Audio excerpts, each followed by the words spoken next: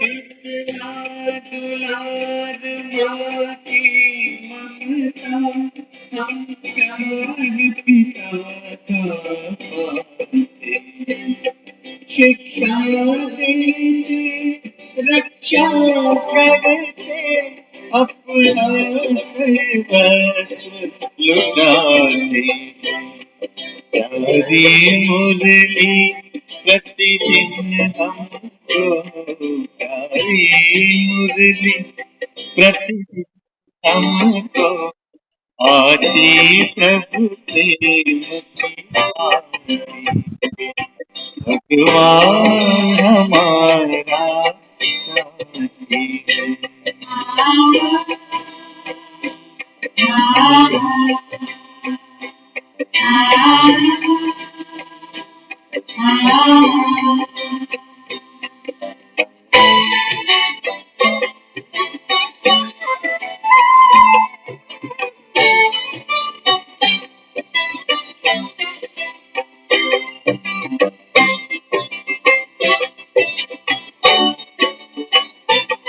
वो खुदा दोस्त है खिदमत में, हाजिर है हजार पूजाओं से।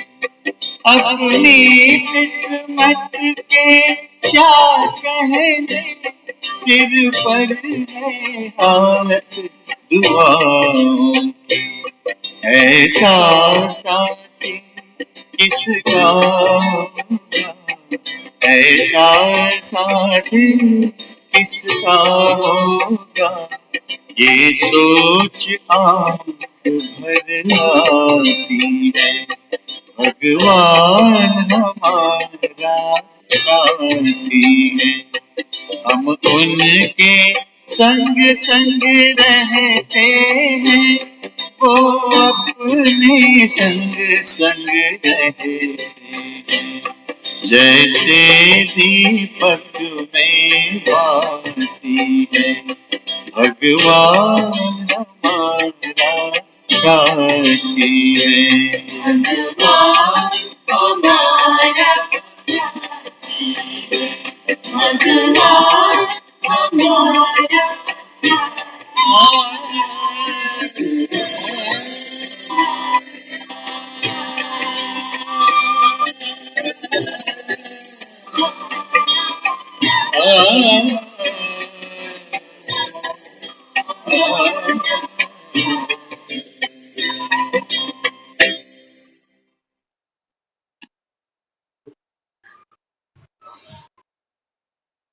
ओम शांति।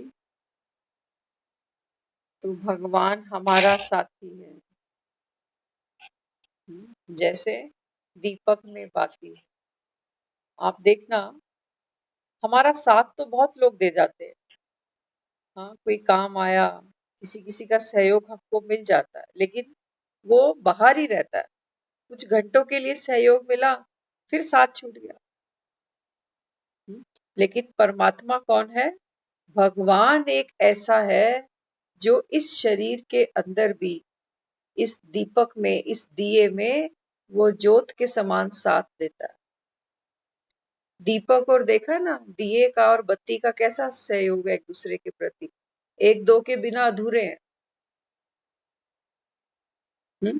तो बाबा कहता है बच्चे ऐसे ही बाप को साथी बनाकर चलो। तो आज देखो बाबा कितनी सुंदर बात समझाते हैं। बाबा कहते हैं बच्चे अपनी हिम्मत और सर्व की दुआएं शरीर को चला रही हैं। बाबा देखो दिए की बात करता है, क्योंकि पुराना शरीर है ना, पुरानी नाव है। बाबा कहता है हाँ, तो कई बार दुखी करती है। हाँ, इसलिए बाबा कहता है अपनी हिम्मत से, अपनी हिम्मत से। और बाबा कहता है सर्व की दुआओं से, सर्व की दुआओं के सहयोग से शरीर को बच्चे चलाते रहना। देखो हाँ, पुरानी नाव होती है, उसमें छेद हो जाते हैं, पानी भरने लगता है। लेकिन बाबा क्या कहता है? बाबा कहता है बाप तुम्हारे साथ बैठा हुआ है, तुम फिक्र नहीं करो। तो समय पर तुमको सहयोग शरीर भी देगा।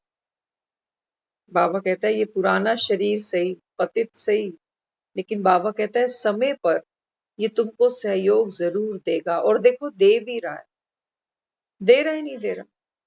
हाँ, बाबा कहता है निकालते हो ना जो भी काम इससे निकालना चाहते हो, ओखे सोखे होके ही सही, लेकिन काम तो तुमको दे ही जाता है। तो बाबा कहता है बच्चे समय पर देखो शरीर भी सहयोग दे देता है, तो विशेष आत्माओं को यह एक्स्ट्रा मदद मिलती ही है। बाबा कहता है विशेष आत्माओं को ये एक्स्ट्रा मदद मिलती ही है।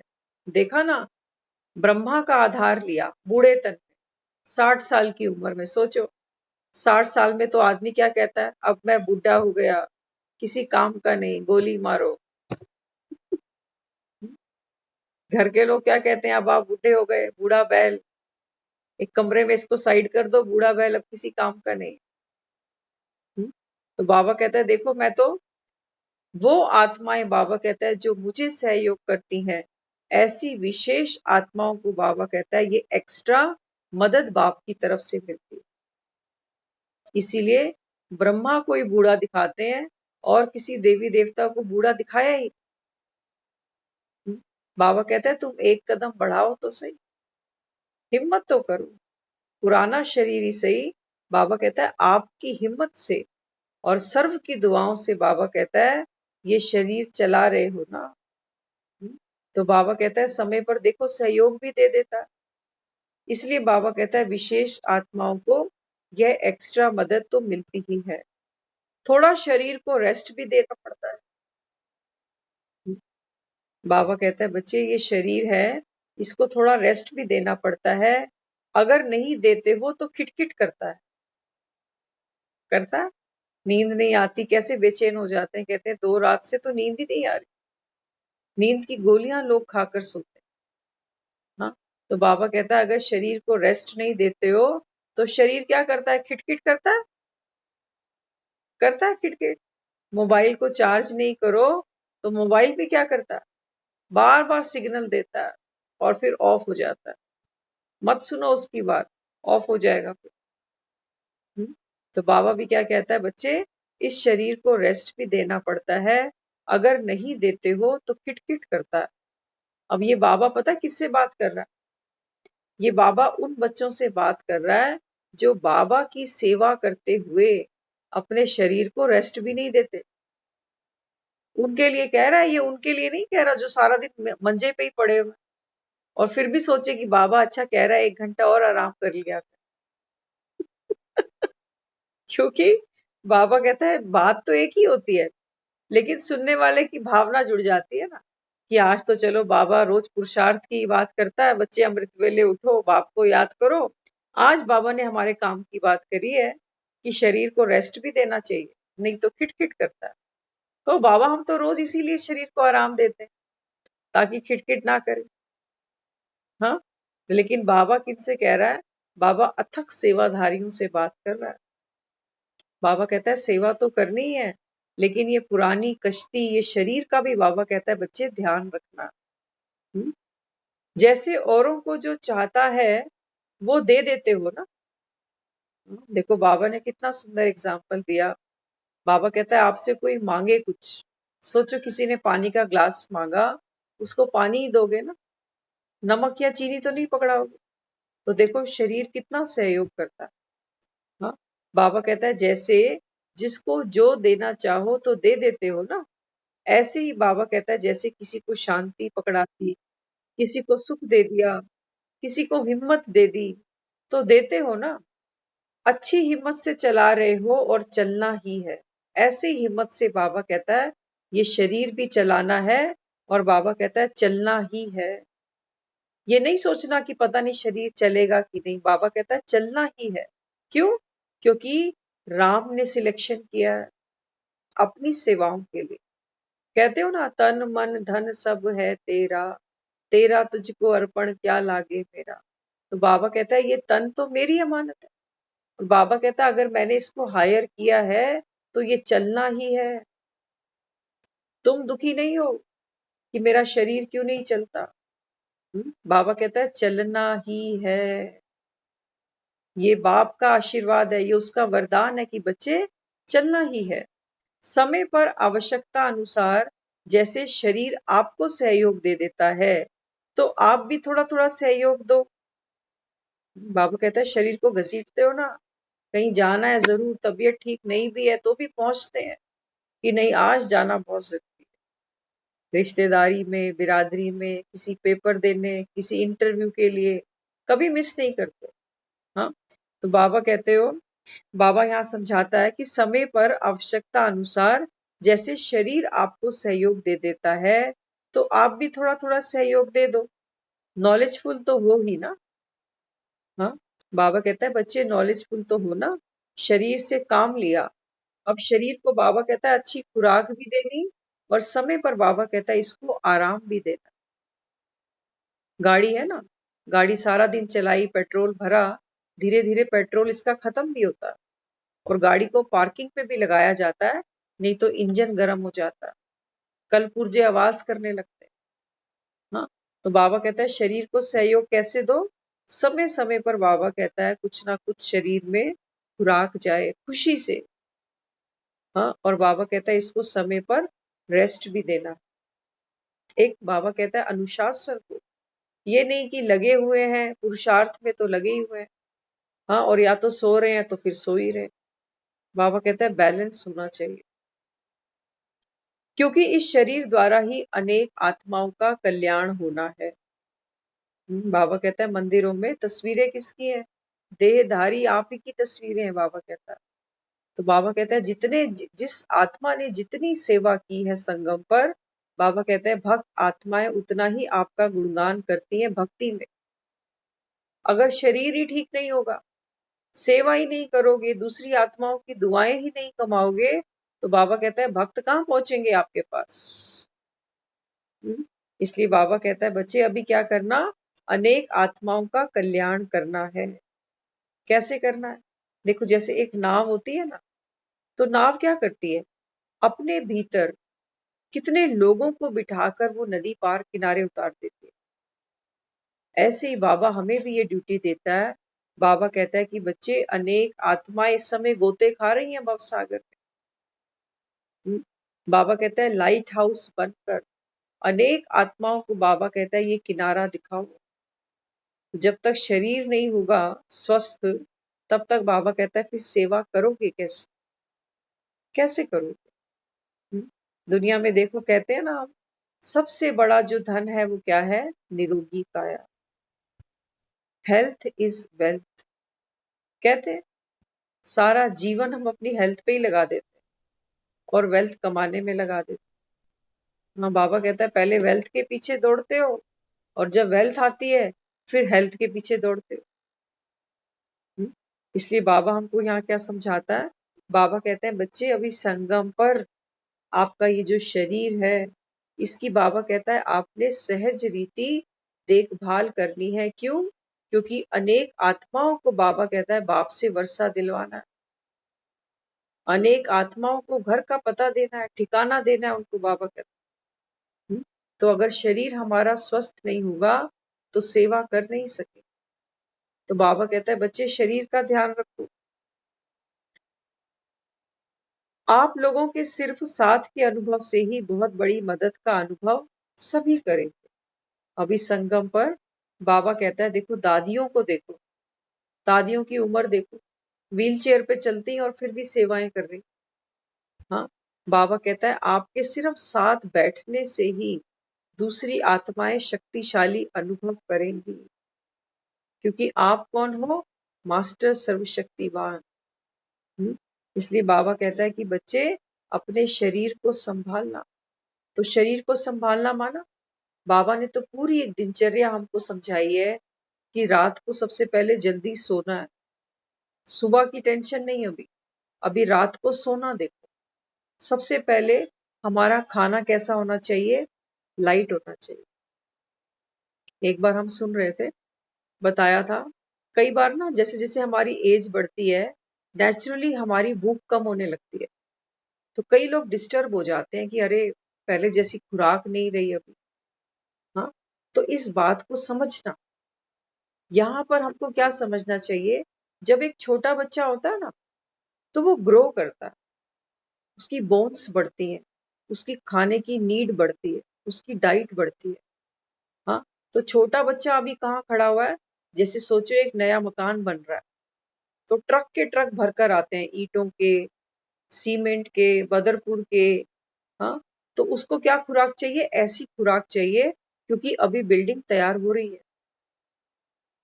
अब हमारी कहाँ एज पहुंची, सोचो कोई 50 तक पहुंचा, कोई 60 तक पहुंचा, अब बिल्डिंग तो बन चुकी है।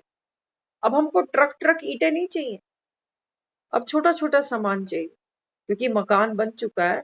कभी कभार कोई टूट फूट होती है मकान में, उसके लिए थोड़ा थोड़ा मंगवाया जाता है कि 5 किलो सीमेंट चाहिए, 20-25 ईंटें चाहिए, इतना ही तो चाहिए। ट्रक भर के ईंटों का क्या करेंगे, मकान तो बन चुका, शरीर तो ग्रो कर चुका, जवानी आ चुकी। बाबा कहता है अभी किस तरफ बढ़ना, उम्र की तरफ बढ़ना। तो बाबा कहता है जब आपकी उम्र बढ़ती है, क्योंकि हमारी वर्किंग स्ट्रेंथ कम होती है, शरीर को हम उतना यूज नहीं कर पाते जितना यंग एज में कर लेते हैं। हाँ, थोड़ा सा चलते हैं तो हाफते हैं, कहते हैं सीढ़ियां चढ़ी नहीं जाती, नींद जल्दी आती नहीं।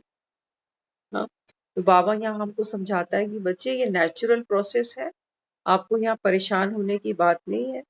तो बाबा हमको समझाता है सबसे पहले क्या करो, डाइट अपने आप, बाबा कहता है जितनी शरीर की डिमांड है वो अपने आप ले लेगा। आपको वरी होने की जरूरत नहीं है कि हम 4 रोटी से 2 पर आ गए। बाबा कहता है बिल्डिंग तो बन चुकी ना, अब छोटा छोटा सामान चाहिए। हाँ, तो कैसा फूड खाना अभी?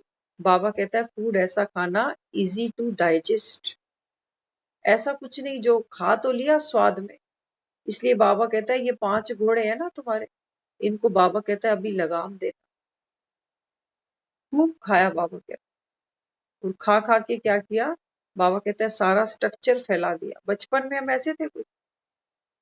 हाँ, अभी बाबा कहता है आपका सारा सिस्टम कैसा हो, रात को जो खाना खाओ वो लाइट, क्योंकि लाइट रहना है, लाइट ही फील करना है। तो खाना भी कैसा, लाइट खाना। सोने से 2 घंटा पहले या 1 घंटा पहले हम खाना खा चुके हो। ऐसा नहीं कि खाना खाया, थाली खिसकाई और सो गए, पचेगा ही नहीं खाना। फिर कहते हैं खा तो लेते हैं लेकिन पचता नहीं ठीक से। तो खाने को क्या करो, सोने से 1 या 1.5 घंटा 2 घंटा पहले खा लो, तो थोड़ा सा चलते फिरते रहेंगे तो वो पच जाएगा। फिर बाबा कहते हैं सोना कैसे, सोना ये नहीं कि आज सारा दिन में क्या हुआ, उसने ये बोला मैंने ये किया, कल की फिर प्लानिंग, कल ये भाग भाग के करना है, कल ये वो काम वो काम। बाबा कहते हैं नहीं, रात को सो। बाबा कहता है सब सरेंडर करो कि परमात्मा ये 24 घंटे जो मुझे आज दिए आपने, जो जो ड्यूटीज आपने मुझे दी, मैंने दी बेस्ट, इनको निभा दिया आपकी ही शक्ति से, आपके ही खाते में है सब कुछ, मैंने कुछ नहीं किया, मैं केवल निमित्त आत्मा हूँ। और अब मैं आप ही की गोद में हर जिम्मेवारी हर बोझ से मुक्त होकर अभी आ रही हूँ सोने। हाँ, तो इस समय परमात्मा हमें कहता है कि बच्चे क्या करो, नींद की गोली छूट जाएगी तुम्हारी, क्या करना? बाबा कहता है ये राम माना आराम, जब आराम करो तो बाबा कहता है मुझे बुला लो, आराम। अकेले नहीं सोना। बाबा कहता है अकेले सोते हो ना, तभी कभी डर जाते हो, कभी घबराहट होती है, कभी नींद नहीं आती। बाबा कहता है मुझे साथ ले ले। तो बाबा कहता है बेफिक्र की चादर पहन के ओढ़ के, बाबा कहता है सो जाओ। और सुबह बाबा कहता है क्योंकि हल्का खाया है तो नींद अपने आप खुलेगी, जल्दी जल्दी खुलेगी, क्योंकि कम कम खाते हैं ना, तो हमारा शरीर भी अंदर से आवाज करने लगता है, सिग्नल देने लगता है कि उठो, कुछ डालो, अभी इंजन अभी कुछ मांग रहा है कि इसमें कुछ डालना पड़ेगा। तो सुबह उठे, सबसे पहले चाहे सर्दी हो चाहे गर्मी हो, थोड़ा सा गुनगुना पानी, बगैर ब्रश किए हुए, बगैर ब्रश किए हुए, क्योंकि सारी रात में हमारे मुख में सलाइवा बनता है, और वो जो सलाइवा है वो अनेक रोगों का रामबाण है, कई बीमारियों को रोक लेता। तो बगैर ब्रश किए हुए वो 1 गिलास पानी या आधा कप पानी, जितना आप पी सको उसको पियो, सिप सिप करके पीना, एकदम से नहीं गड़क जाना उसको। हाँ, और फिर जब उसको पियोगे, उसके बाद आप फील करोगे कि हमारा प्रेशर बढ़ रहा है, फिर फ्रेश होकर आना, नहा लेना, नहाने के बाद फिर से बाबा को याद कर कि एक और नया दिन मिला, आज मुझे नया पुरुषार्थ करना। हाँ, तो बाबा कहता है फिर क्या करो, अनेक आत्माओं की सेवा करने के लिए बाबा कहता है ये नया दिन तुमको दिया है, क्योंकि तुमको अभी दुआओं का खाता जमा करना है ना। हाँ, तो बाबा कहता है फिर रसोई में जो भी आप सेवाएं देते हो, बाबा कहता है बाप की याद में।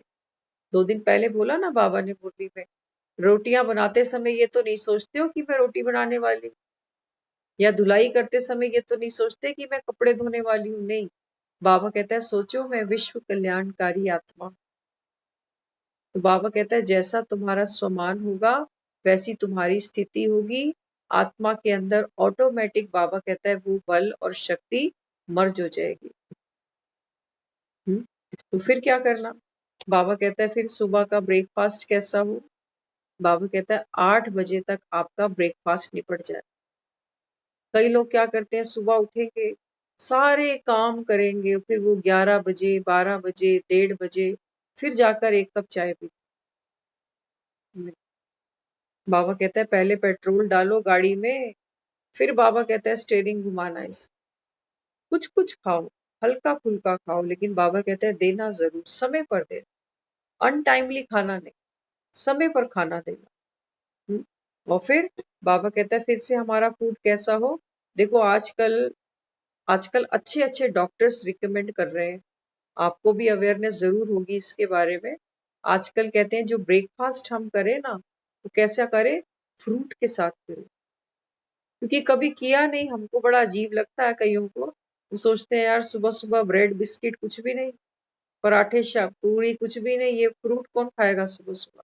लेकिन खा के देखना, 1-2 दिन हो लगता है आपको कि अजीब सा लगे, लेकिन तीसरे चौथे दिन आपकी अपनी डिमांड बढ़ जाएगी कि ये तो खाना बहुत बढ़िया, एक तो इसको बनाने की मेहनत नहीं, रेडीमेड। और बाबा कहता है, डॉक्टर भी कहते हैं ना जब बीमार होते हैं, कहते हैं फल खाओ। तो फल में क्या है? Multi vitamin. तो सुबह सुबह अगर हम अपनी डाइट में फ्रूट को ऐड करते हैं, सुबह सुबह अगर हम खीरा खाते हैं, तो ये हमारे शरीर में पानी की कमी को खत्म कर देता है। कई लोग पानी नहीं पी पाते, चाय बहुत एक्सेस पीते हैं, कहते हैं चाय से गैस भी बन गई, भूख भी नहीं लग रही। तो ये सब क्या है? हमारा लाइफस्टाइल। हमारा जो लाइफस्टाइल ही बना, ये लाइफस्टाइल डिसऑर्डर ही हमको बीमारी की तरफ ले जाता है। तो बाबा आज की मुरली में हमको यही समझा रहा है कि बच्चे, ये जो शरीर है, इसके ऊपर बाबा कहता है आपको अटेंशन देनी है, क्योंकि ये शरीर के द्वारा ही अनेक आत्माओं का कल्याण कर सकते हैं। हाँ, फिर देखो कई लोग तो सुबह पार्क जाते हैं, कुछ कुछ सैर करते हैं, कोई योगा, कोई प्राणायाम, जिसकी जो रुचि है। कई कुछ नहीं करते तो घर में वो भजन चलाकर ही थोड़ा सा कुछ ना कुछ कर लेते हैं, कि हिलता डुलता रहेगा शरीर। तो सुबह की शुरुआत हमारी कैसे हो? एक तो हम मुख में अच्छा भोजन डालें जो शक्तिशाली हो, और इस मन में भी हम श्रेष्ठतम भोजन डालें, और वो है कोई सुबह उठते ही बाबा का गीत चला लो। उसकी मुरलियां बहुत सी हैं दुनिया में। हाँ, हर चैनल पे चल रही हैं, हर मोबाइल यूट्यूब पर दुनिया भर की मुरलियां चलती हैं, अगली पिछली पुरानी कोई भी सुन लो। तो बाबा कहता है आपका मन शक्तिशाली, आपका तन शक्तिशाली। सुबह सुबह बाबा कहता है आपने इसमें ताकत डाल। अब बाबा कहता है आने दो, किसको? किसको आने दो? बाबा कहता है अखाड़े में आपके कर्म बंधन भी आएंगे, शरीर का कोई पेपर भी आएगा, दूसरी आत्माएं भी आएंगी। बाबा कहता है जब आपका मन शक्तिशाली होगा, तो बाबा कहता है आपके तन में भी उसकी वाइब्रेशंस पहुंचेंगी ना। हाँ, और बाबा हमको यहाँ बहुत अच्छी युक्ति समझाता है, क्योंकि मेडिटेशन हम सब सीख रहे हैं, हम सब उसको अपनी जीवन में यूज करते हैं। तो जब भी हम किचन की तरफ जाते हैं अपने अपने घरों में, तो वहाँ पानी की स्टोरेज रहती है। किसी के घर में आरओ है, किसी का फिल्टर है, किसी के घर मटके का पानी है, कुछ भी है। तो जब उस पानी को क्या करना, अगर हो सके तो पूरे पानी का ढक्कन ही एक बार खोलना, और 5 मिनट सिर्फ आपको लगेंगे। आप ये शक्ति ना, क्योंकि बाबा कह रहे हैं ना अनेक आत्माओं का कल्याण करना है, तो सोचो ये सिर्फ एक पानी का मटका नहीं है, सोचो ये प्याऊ है मेरे घर, कितने लोग आएंगे। हाँ, पानी तो सभी को पिला सकते हैं ना। हाँ, तो बाबा कहता है इस पानी में क्या करो, सुबह सुबह इस पानी में शक्ति भरो, परमात्मा की डिवाइन हीलिंग एनर्जी लो और उस पानी को देते जाओ। देखो हम सब गंगा जी की कितनी महिमा करते हैं, हरिद्वार जाते हैं लोग, ऋषिकेश जाते हैं, है तो वो भी पानी, लेकिन उस गंगा के जल की कितनी महत्वता है, क्यों है पता है आपको? ये तो हमने सुना ही हुआ है कि शिव की जटाओं से गंगा उतरी, लेकिन एक कारण और भी है, क्योंकि यहाँ पर हमको ये समझना है कि जो गंगा है, गंगा के घाट पर सुबह शाम आरतियां होती हैं, सारा दिन वहां जो श्रद्धालु आते हैं वो गंगा जी की पूजा करते, मंत्र जाप करते, सारा दिन ब्राह्मण घाट पर बैठकर गंगा जी की उपासना करते। तो क्या किया, वो पूजा से उस जल को हमने महान बना दिया। कहते हैं गंगा जल पियो आपके रोग दूर हो जाएंगे, ये गंगा जल घर में छिड़को ये घर पवित्र हो जाएगा। तो क्या किया, वो मंत्र ही तो जपे ना, जिसने उस जल को गंगा का जल बनाया। तो क्या हम अपने घर में ये काम नहीं कर सकते? नहीं कर सकते। हाँ, एक बार किसी का सुन रहे थे अनुभव, वो बता रहे थे एक पेशेंट था कैंसर का, उसको कीमो जब होती थी ना, तो कीमो की जब डेट आती थी तो उससे पहले ही उसके मन में बहुत बेचैनी आती थी, क्योंकि सुना देखा कीमो के साइड इफेक्ट बहुत होते हैं और वाकई होते भी हैं। लेकिन जब उनको ये ज्ञान मिला तो उनको ये समझ मिली, अब कीमो की डेट आई, उन्होंने क्या किया, कीमो चढ़ती है 1.5 घंटा 2 घंटा 3 घंटा स्लो प्रोसेस के साथ।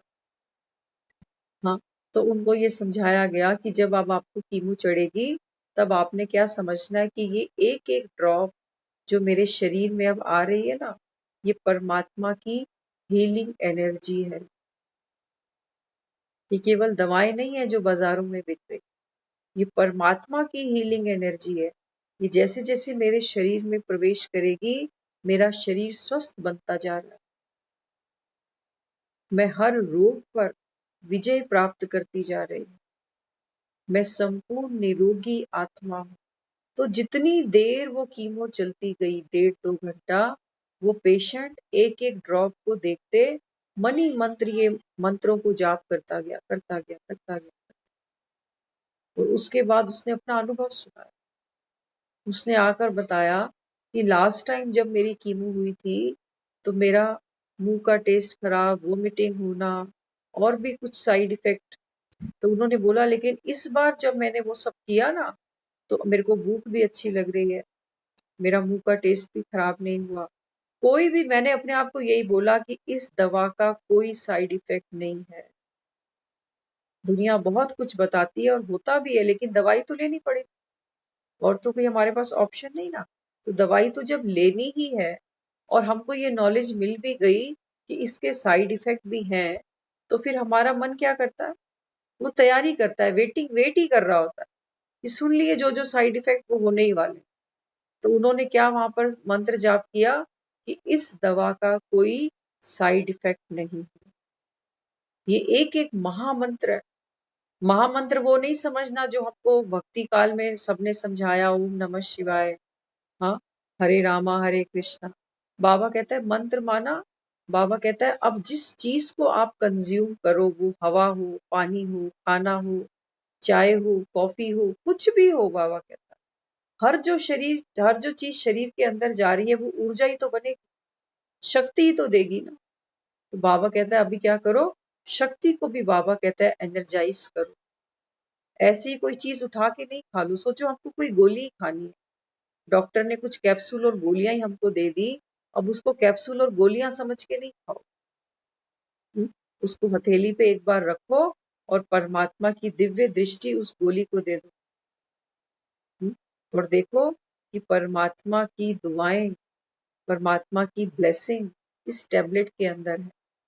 और अब मैं ये टैबलेट जब अपने अंदर लूंगी तो मेरे शरीर में जो भी नेगेटिविटी है, कोई भी वायरल है, कुछ भी है, वो सब खत्म हो जाए। तो ये क्या है, एक हेल्दी लाइफस्टाइल है। डाइटिंग तो हमको दुनिया बताती है कि ये खाना ये नहीं खाना, लेकिन उस खाने को भी हम कैसे खाएं, किस भाव से खाएं, ये बाबा हमको सिखाते हैं। तो यहाँ बाबा ने देखो आज क्या समझाया, हाजिर होना भी सेवा की हाजिरी हो जाती है ना। बाबा कहता है बच्चे ये शरीर तो ऐसे संभाल के रखना, बाबा कहता है तुम शरीर से कुछ नहीं भी कर सको ना, तुम्हारी हाजिरी भी बाबा कहता है बहुत बड़ी सेवा है, हाजिरी भी। क्योंकि एक को देखकर दूसरे के मन में उमंग आती है कि जब ये इतनी उम्र में ज्ञान सुन रहे हैं, शरीर तो सबके ऊपर नीचे होते हैं ना। हाँ, तो बाबा कहता है जब आप इस उम्र में भी बैठकर बाबा कहता है हाजिरी भी लगाते हो, तो दूसरी आत्माओं के लिए बाबा कहता है कितना बड़ा एग्जाम्पल बन जाता, बनता है नहीं बनता। हम दूसरे को देखकर कहते हैं कि जब ये इस एज में चल सकते हैं इतने अच्छे, तो हमारी तो अभी एज कम है, हमको सीखना चाहिए कुछ इनसे। हाँ, तो बाबा कहता है यहाँ बैठकर सब सेवा कर रहे हो, ये नहीं सोचना कि हम तो कहीं जाके झाड़ू थोड़ी लगा रहे। बाबा कहता है नहीं, तुम अपने बाबा कहता है स्थिति को जब बनाते हो, तो अनेक आत्माओं के लिए बाबा कहता है आप एग्जाम्पल बनते हो। तो यहाँ बैठकर भी बाबा कहता है आपकी हाजिरी लगी, अनेक आत्माओं को प्रेरणा मिल गई। तो आगे फिर बाबा ने समझाया चाहे स्थूल सेवा ना भी करें, लेकिन हाजिर होने से हाजिरी तो पड़ जाती है।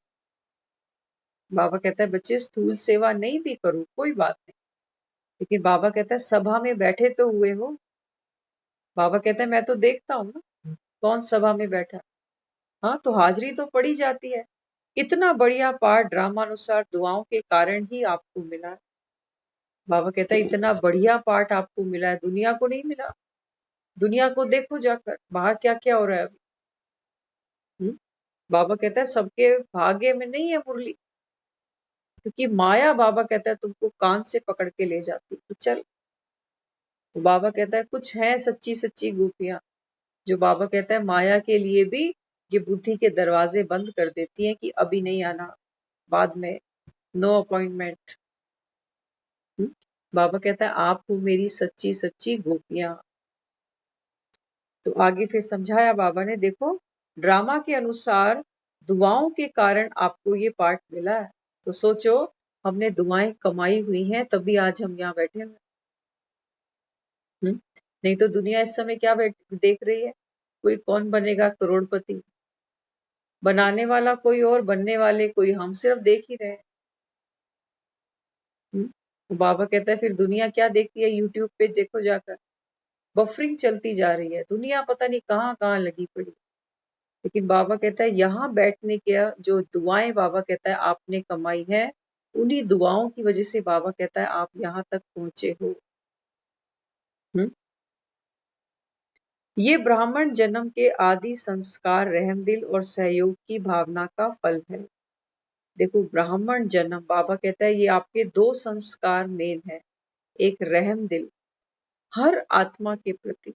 बाबा कहता है कोई आत्मा कैसी भी है, कैसी भी, माना वो कैसी भी हो सकती है। हाँ, वो अमरीश पुरी भी हो सकता है, वो प्रेम चोपड़ा भी हो सकता है, वो ललिता पवार भी हो सकती है, वो आत्मा कोई भी हो सकती है, कैसा भी व्यवहार कैसा भी संस्कार वाली हो सकती है। हाँ, तो बाबा कहता है बच्चे आपके दो संस्कार रहम दिल और सहयोग की भावना, ये इन दो संस्कारों की वजह से इसका फल आपको मिला है कि आप, बाबा कहता है इस सभा में बैठे हो, चाहे तन से चाहे मन से रहम दिल और सहयोग की भावना का पाठ आदि से आपको मिला हुआ है। बाबा कहता है आपका पाठ क्या है संगम पर, रहम दिल और सहयोग की भावना, चाहे तन से चाहे मन से चाहे धन से, रहम दिल बनना। बाबा कहता है हर आत्मा के प्रति, कभी परचिंतन करने नहीं बैठ जाना। परचिंतन माना देह का भान। जब बाबा कहता है रिश्तों में जाते हो, तो बाबा कहता है फिर से धूल चढ़ जाती है इस दर्पण पे। हाँ, तो अभी बाबा ने समझाया, देखो शारीरिक सहयोग की सेवा भी दिल से की है। हाँ, बाबा दादियों से जो यज्ञ की आदि में बाबा की सेवाएं उठाई और अंतिम श्वास तक उन सेवाओं को अंजाम देती गई, तो बाबा कहता है देखो शारीरिक सहयोग की सेवा भी आप बच्चों ने दिल से की है। सिर्फ ब्राह्मणों के दृढ़ परिवर्तन के लिए विश्व परिवर्तन अभी रुका हुआ है। न्यारे भी हो और सेवा के प्यारे भी, देश व्यक्तियों के प्यारे नहीं, सेवा के प्यारे। बहुत इंपॉर्टेंट लाइन है, ध्यान से सुनना। बाबा ने ये तो कह दिया कि सेवाएं तो आपने आदि से की हैं, चाहे शरीर से की, चाहे मन से की, चाहे धन से की, लेकिन बाबा क्या कह रहा है, न्यारे भी हो और सेवा के प्यारे हो। आपका प्यार किससे हो? सेवा से हो। बाबा कहते हैं सेवा से प्यार हो, व्यक्तियों से नहीं हो। मैं और मेरे का भान नहीं ले आना यहाँ पर, मेरे बच्चे, मेरा परिवार, मेरा घर। हाँ, बाबा कहते हैं सेवा से आपका प्यार होना चाहिए, लोगों के साथ नहीं होना चाहिए। बाबा कहते हैं नहीं तो फिर ये मोह की बीमारी पकड़ ले। क्या बनना है? निर्मोही, निर्बंधन आत्मा। तो बाबा कहता है बच्चे सेवा से तो प्यार हो, लेकिन किसकी हो रही है, इसमें बाबा कहता है तुम नहीं पड़ जाना। जिसकी मुझे करवानी है मैं करवा लूं। तुम, बाबा कहता है, इन चक्कर में नहीं पड़ना, क्योंकि बाबा कहता है सब आत्माएं किसकी हैं? बाप के बच्चे। और तुम्हारे लिए सब कौन? बाबा कहता है सब भाई बहन। तो इसलिए बाबा हमको कहता है सेवा से आपका प्यार हो, लेकिन व्यक्तियों विशेष से आपका प्यार नहीं होना चाहिए। सेवा के प्यारे बनो, लोगों के प्यारे नहीं बनना। तो बाबा कहता है आपकी स्थिति कैसे होगी सेवा करते हुए? न्यारे।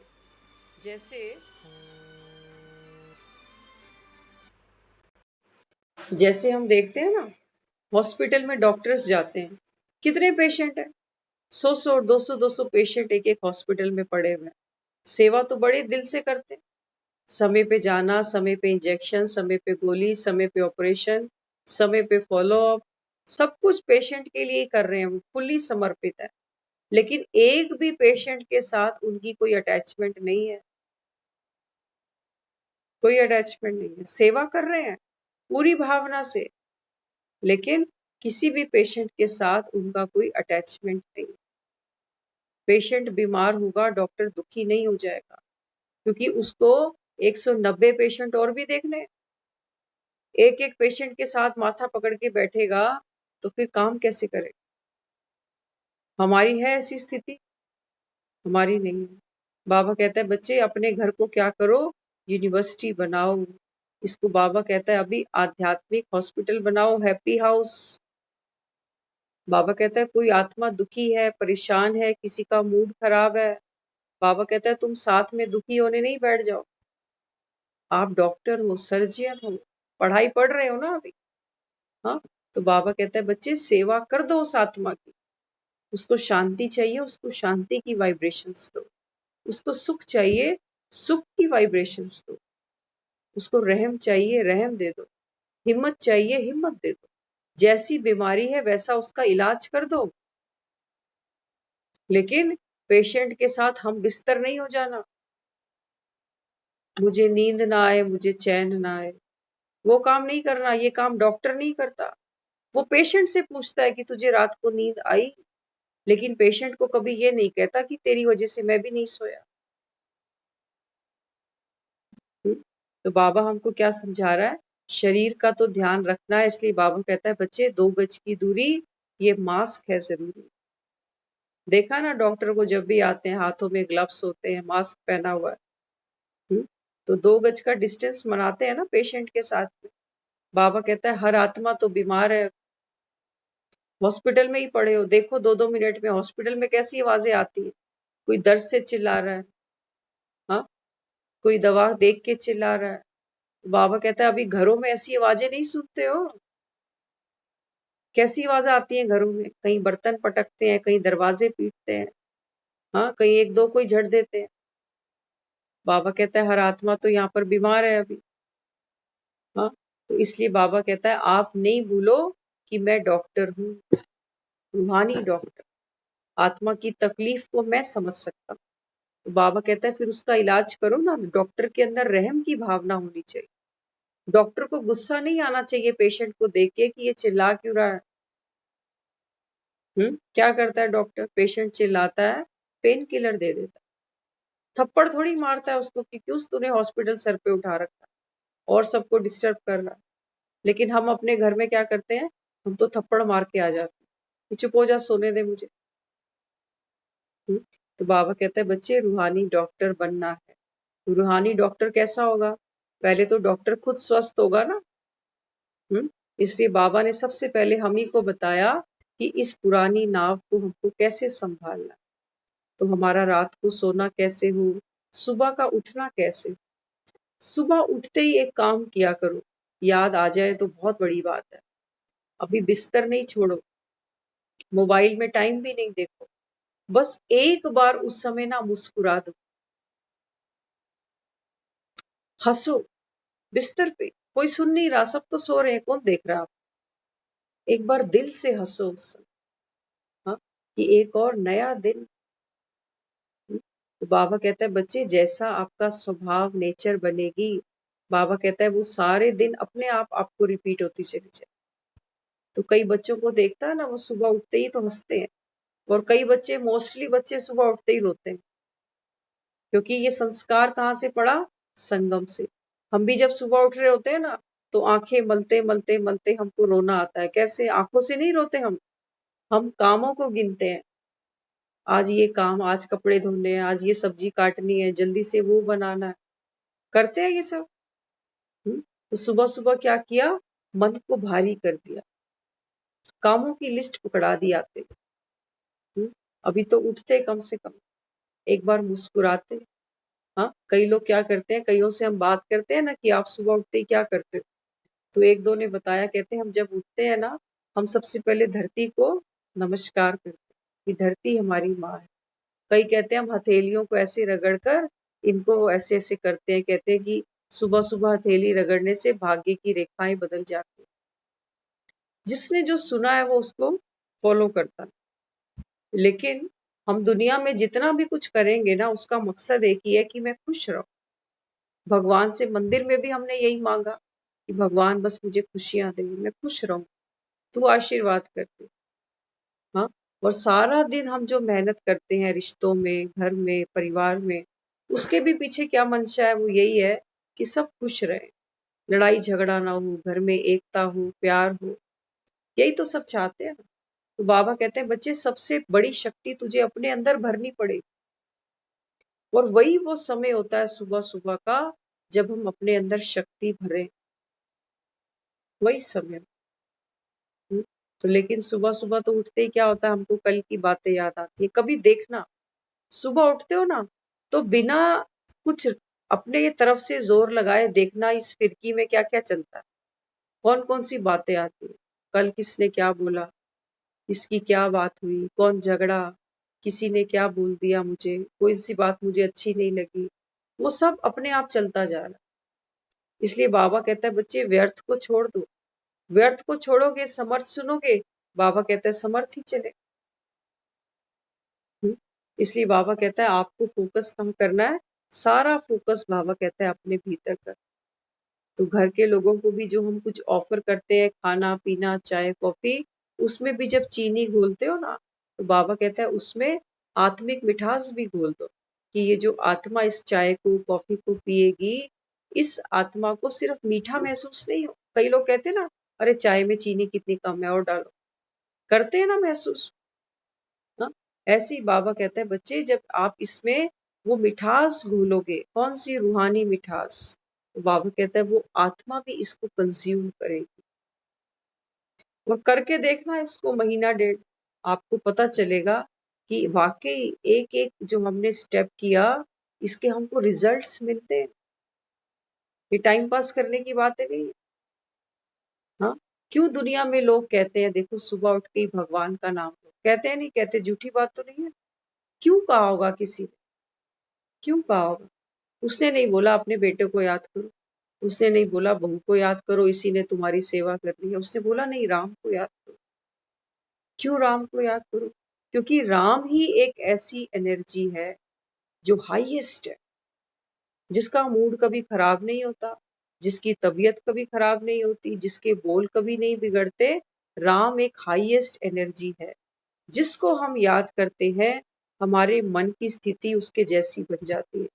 अभी किसी बीमार को याद करो जिसको आप जानते हो, जैसी उसकी याद आएगी ना, तो मन में क्या आएगा? हाय बेचारा। उस बेचारे के साथ हमारे भी मन की स्थिति नीचे आ गई, क्योंकि अब हम टॉक क्या करेंगे उसके बारे में, हाय बेचारा, लाचार, दुखी। तो ये सब हम उनको भेज रहे हैं। तो भेजेंगे क्या, जो हमारे पास होगा वही तो भेजेंगे ना। तो पहले मन ने ये थॉट क्रिएट किए, अब वाइब्रेट भी कर रहा है। अब उसको याद करो जो हमेशा हंसता मुस्कुराता रहे। तो उसको याद करोगे, आप महसूस करना अब मेरे मन की स्थिति कैसी हो गई।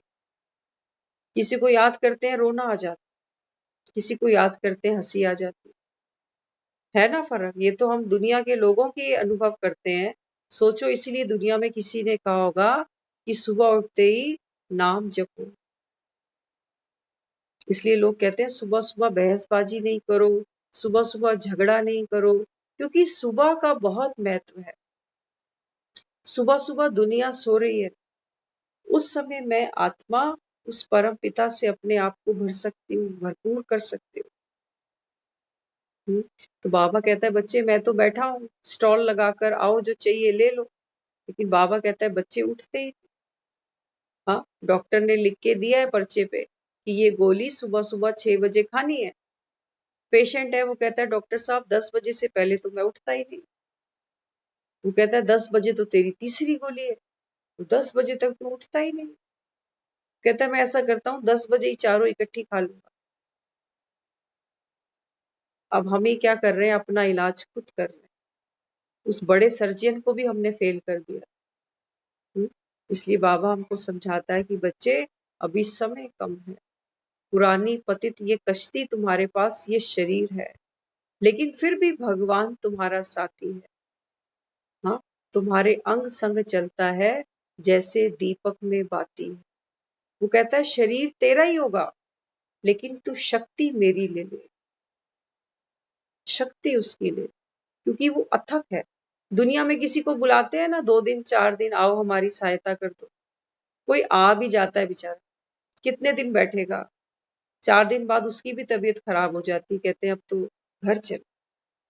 इतना ही मैं कर सकता था, इससे ज्यादा मेरी भी हिम्मत नहीं, तो हाथ खड़े कर देते हैं ना।